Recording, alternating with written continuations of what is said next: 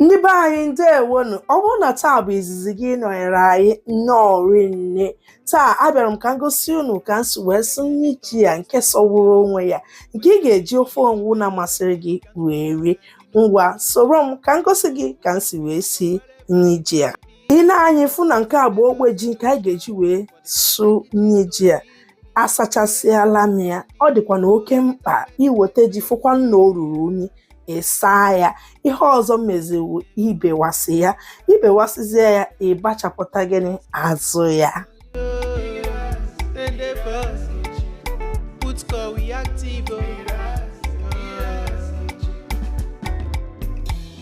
As long as it concern food, as long as it concern kitchen, as long as it concern belle, you know who to call. Mobajodo. Food where they wash and cook, na so no. Enjoy yourself, tabi follow. You don't need to bother yourself, my brother. Whatever it might be, it's always a solution. Looking for the perfect kitchen to deal with. I got your back on this. So anytime, any place where you live,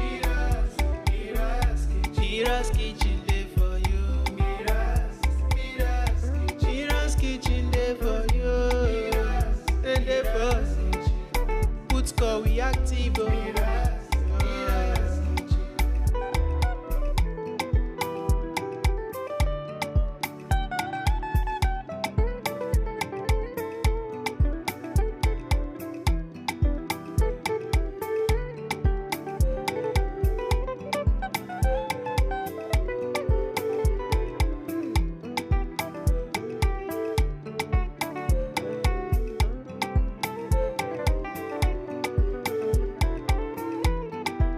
Agbachasịala m ji. Ihe ọzọ m mezi bụ itiri ya na mmiri ka ji ghara ịgbaji.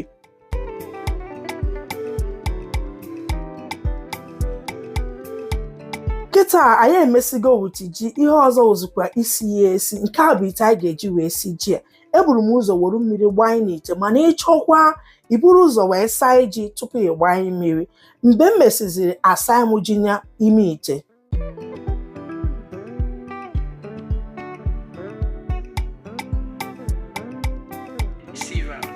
Belly they turn, stomach they rumble.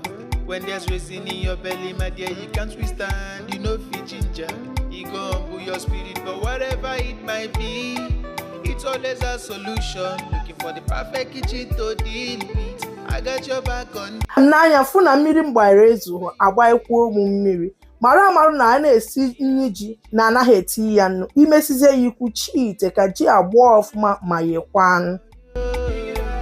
Oge na-adịghị anya ka m ga-anene ihe esiri n'ọkụ. Ị na-anya fụ na ji agbọọla ọfụma ma yekwa anụ.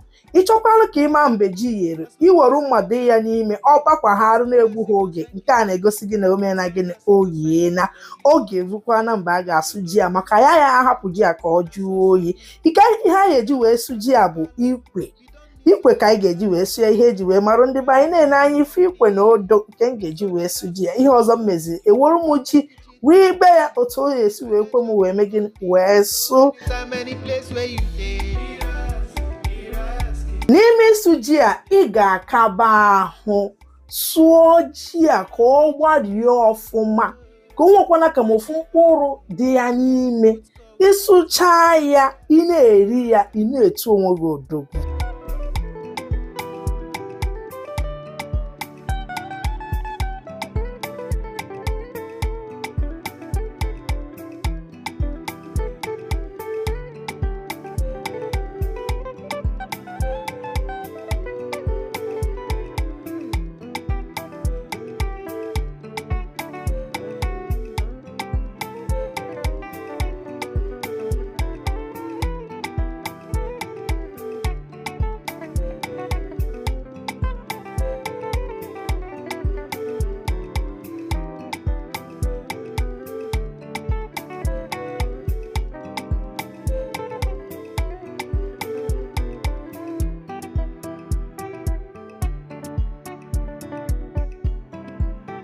Ị na-anya kịta ifu na ji ya adọwago. Obere mkpụrụ ka fọrọ ya n'ime, anyị ka ya asụkwa ya.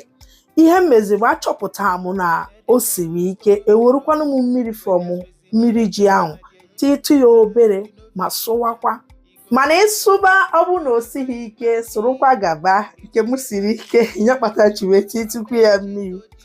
Ee, ihe a na-eme adịghị mfe. Time any place where you dey. Mira's kitchen dey for you. Mira's kitchen dey for you. Then dey for put call we active. As long as it concern food, as long as it concern kitchen, as long as it concern belle, you know who to call. Mobajodo. Food where they wash and cook, na so no. Enjoy yourself, tabi follow. You don't need to dey bother yourself, my brother. Whatever it might be. Ị na-anya kịta ifu na asụsịala m ji ya, ana m emetụ ya aka ka m makwa na ọ gbariri ọfụma. Ihe meziri wee iwotu ihe kọpụta ya n'odo. Mmesizie akọpụta m ya, kọọ ya n'ime efere. Imesizie ịchọzi iri ya ozugbo iribe ya. Ịchọkwa na iri ozugbo ịchọọ ihe kechie ya ka ọ ghara ịkpọ nkụ.